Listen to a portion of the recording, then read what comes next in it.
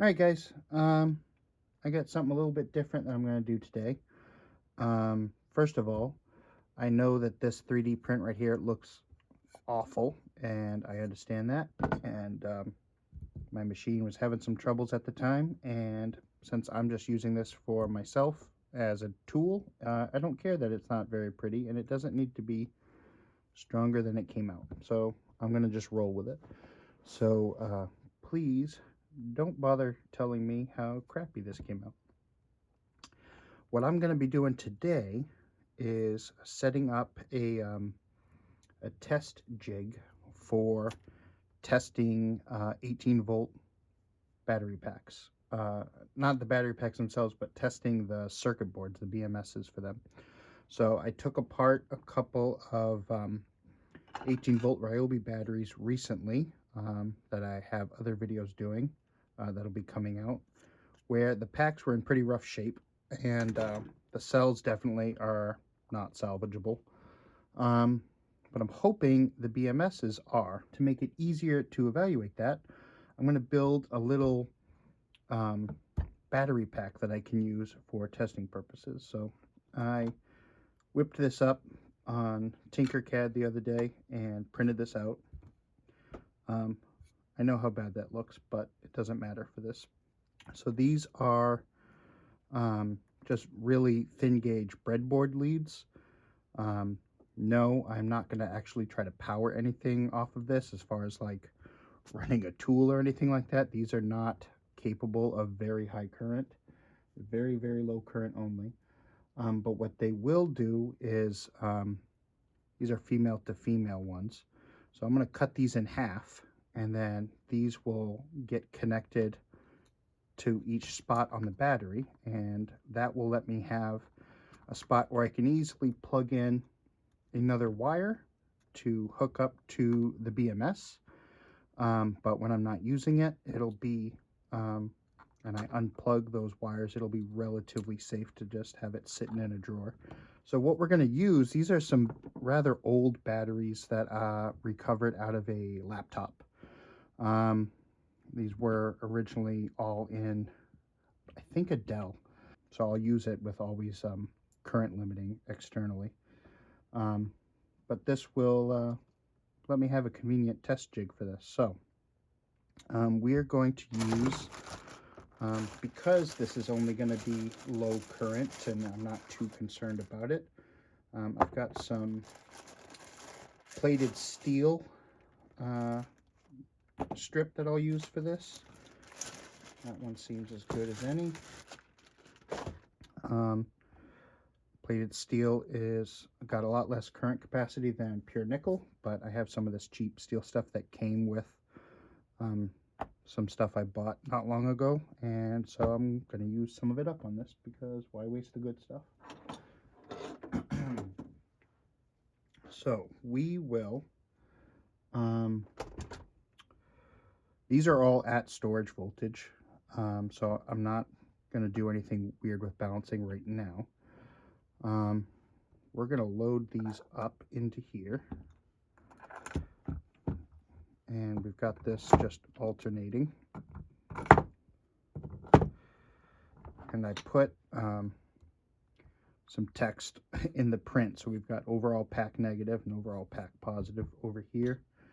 And then we've got these covers that they've got a little dividing wall in here to help avoid any accidents. But after I get the strip on there and a little wire lead that'll go onto there, then we'll be able to glue these covers on, and it should keep everything relatively safe. So I think the first thing I'm going to do is trim these wires. I don't want tons of extra length on here because I just don't want them to get caught on a bunch of stuff. So I'm going to just trim these fairly short. They really only need to be long enough to reach the strips inside there. They don't need anything too crazy. And again, don't copy me and expect that you can run you know, any major current through something this tiny. This is very, very thin wire. This is breadboard, cheap, like eBay or I don't know, some, you know, Chinese reseller or something, breadboard wire, and it is not. This is only for a personal use tool when you know how to treat it carefully. So please, if you're going to try to make something like this, be smart about it, because it's easy to be stupid about it. So what I'm about to do is just put a couple pieces of tape on here. I should have cut that longer. Just to kind of hold these batteries, these cells in place while I start on the other side of this pack.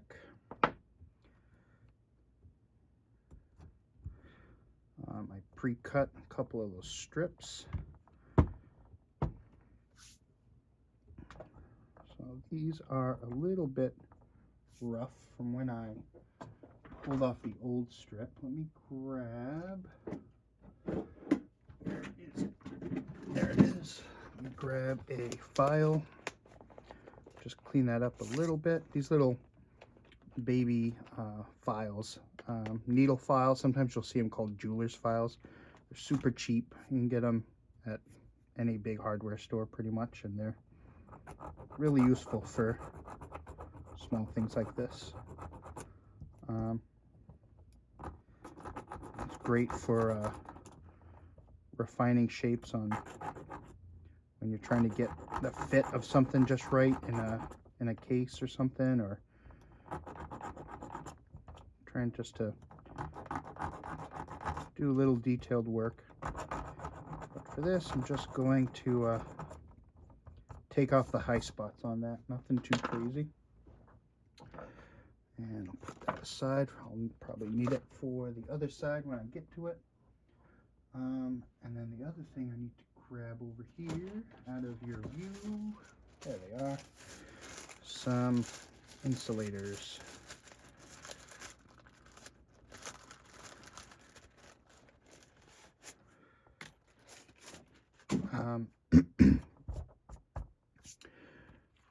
So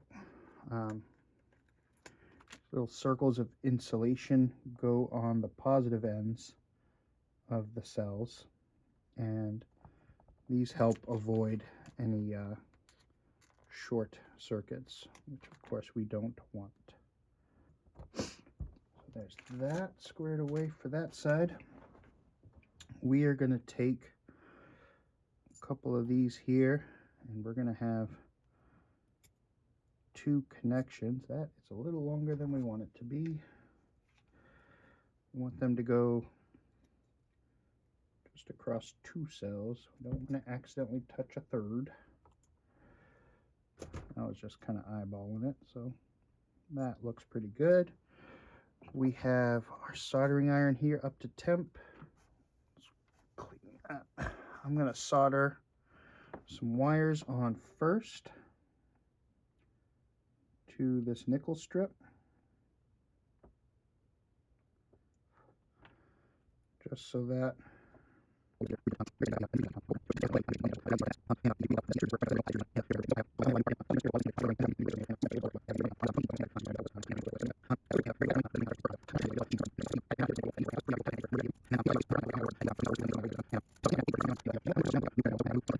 all right, turn the iron off. Should be done with that. Set my helping hands out of the way. So, welding. You guys have seen in other videos the small portable welder that I bought, and that worked pretty good for steel strip stuff, but I was unsatisfied with it when I bought some of the pure nickel, and I needed to upgrade to something more capable. And so I have something more capable now. Make some space here so I can pull this forward. This is Oof. Bear with me a second while I try to make space without making a mess. The SeeSii 801D. There are a few different brands that sell very similar looking units. I'm willing to bet that they all come out of the same factory, but I don't know. But this is a much more capable unit and does really well. I'm very pleased with it. I thought that I had, did I put that down somewhere? I had written down, shoot, where did I put that? I had a note to myself about what strengths I liked when I was testing for using it, and now I don't know. Oh, I wrote it on my desk over here. There it is. So I have in my notes over here that I liked starting on the steel stuff at a setting of 15. So let me move this out of the way. We are at 58 right now, which is, for the pure nickel stuff, significantly stronger. I'll set it to 16, see how that goes. So we can take one of these. Am I in shot okay? Oh, that's interesting. I can see on the camera all the multiplexing of the display, but you can't see that with the naked eye. That's fun. All right. So the way this works, with this, if you're using this pen, there's two different attachments this comes with. With this pen version, these contacts are spring loaded. So you push down on the contacts onto what you're welding, and that pushes in and triggers the switch for it to actually do the weld. So I don't know how easy to see this will be for you guys, but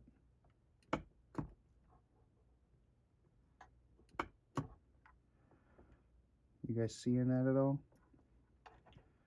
I hope so. Ooh, that was a big pop. Oh, I hit the solder a little bit, that's why. Probably liquefied the solder.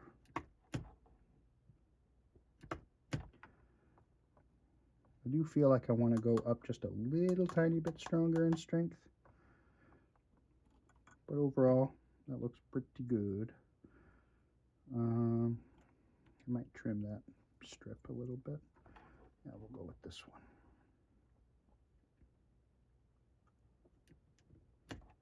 Oh, that did not feel like it went.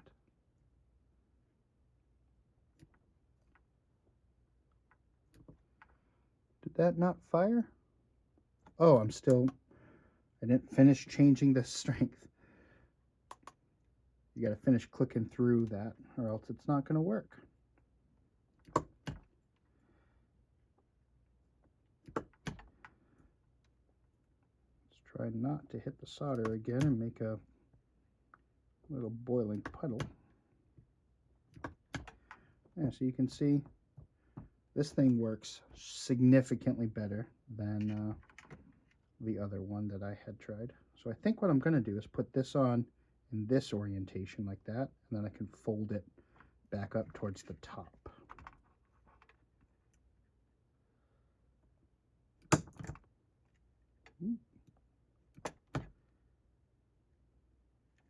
Blew through the side of that strip a little bit. Probably these needles can be adjusted to put them kind of closer together. Maybe I should do that. Roll with it. See, so now I can roll that up like that, and when I glue this into place, it'll be just like that. See? Makes sense. I'll put that on at the end, because then I can just use a little clamp to hold everything together. So let's take the tape off of this side, and I'll switch the tape to the other side. Put that about like that. Oh, let's check. Yeah, we'll knock down those high points again, I think. Where did I set the file? Oh, over here. So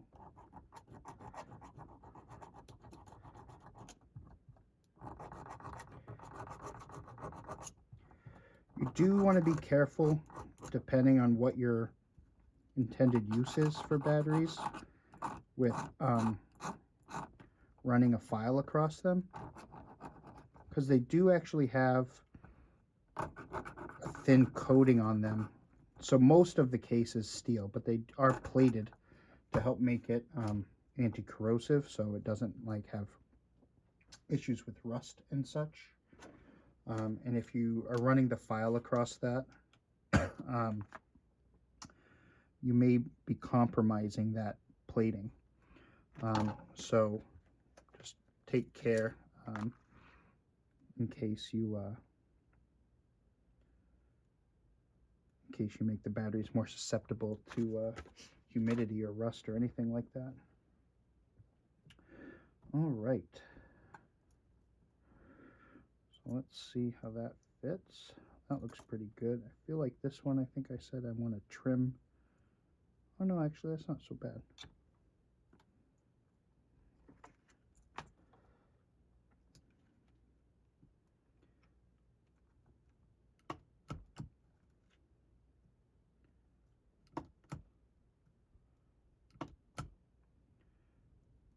So this welder, oof, yeah, I'm a little strong on some of these. This welder, after I got the last welder from SeeSii, which my first impression was very pleased with, that blew right through that time, didn't it? Interesting. Not 1,000% sure how that happened. And last but not least, this guy, which we will put on pointed down the way. And then I can flip him around up. So there. So there's that step done. So yeah, I'm obviously not a super expert at using this yet, but I am very happy with it. I have done a few Ryobi batteries with the pure nickel strip, and it's performed very, very well. I'm very happy with it. So I'm going to power this off and set this out of the way. And now we can go about with this. So I'm going to take this tape off. And I'm going to replace this cheap electrical tape with some Kapton tape. Let's see. Is that too thick? What size do I want? That looks pretty good. So this was another size over there too. This was like a variety pack I ordered on Amazon a while back. Haven't even used this size yet. Still got the little plastic starter spot there. So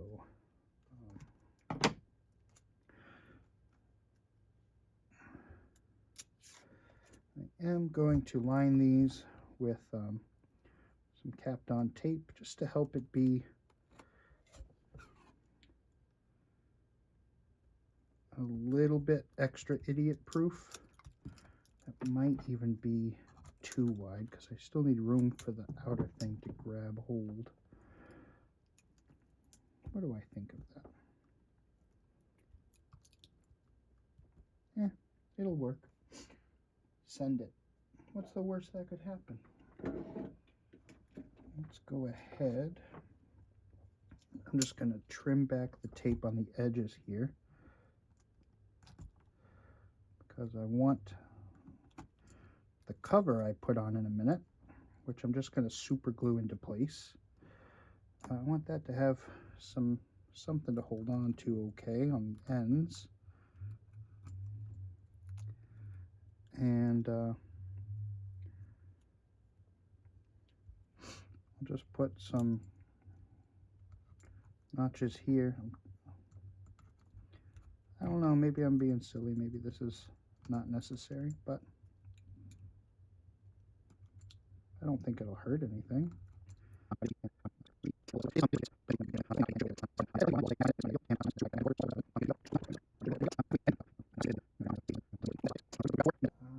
Where is...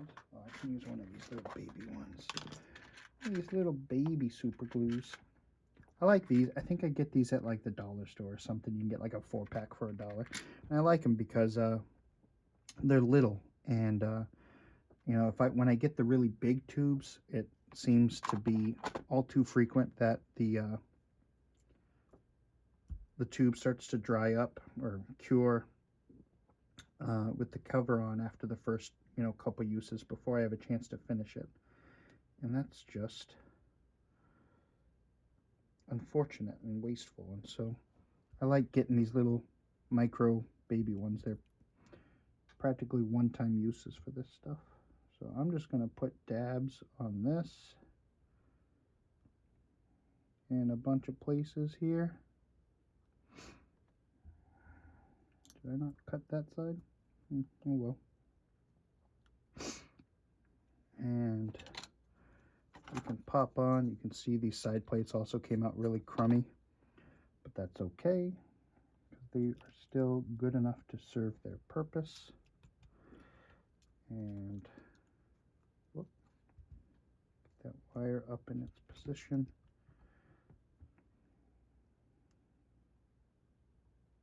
Ooh, that was a lot more than I wanted. That's going to squeeze out a lot.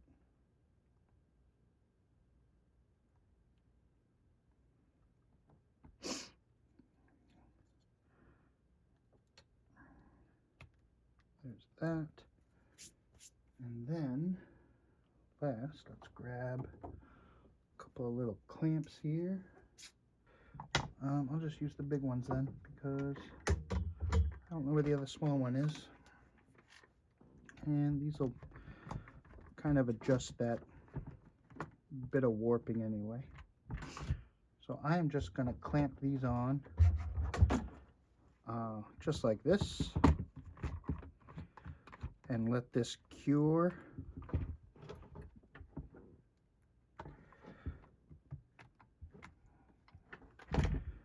Put this a little more to the edge.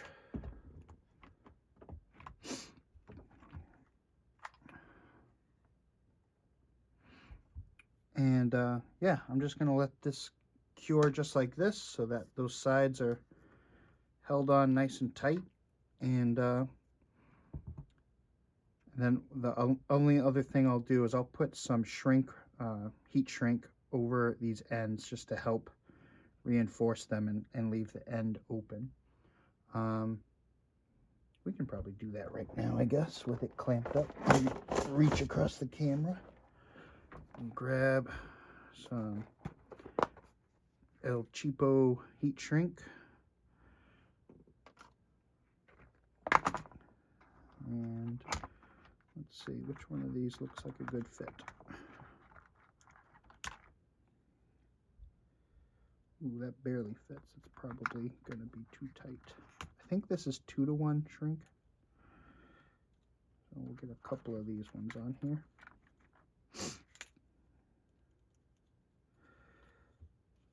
I guess maybe we do need those scissors again then.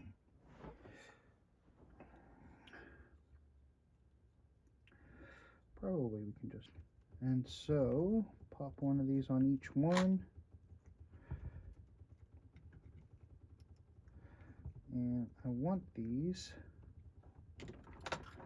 to cover the connector. So on these connectors there is some exposed spot. I don't know how clearly you can see that, but there's a little exposed, like, I don't think it's meant as a test point, but as a way for you to pull the crimp out, and that's what I don't want. Wow, that's turned up high. Why is that so high?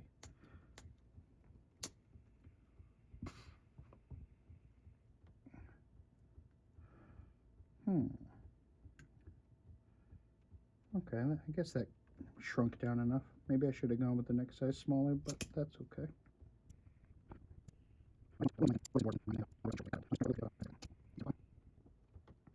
And there, that is that. I will set this somewhere to finish curing. I don't see too much drippage, so that's nice. We can probably, oh, I can take like a sheet of paper here. We'll set this to cure off to the side. Hopefully the sheet of paper stops it from getting glued to my work table.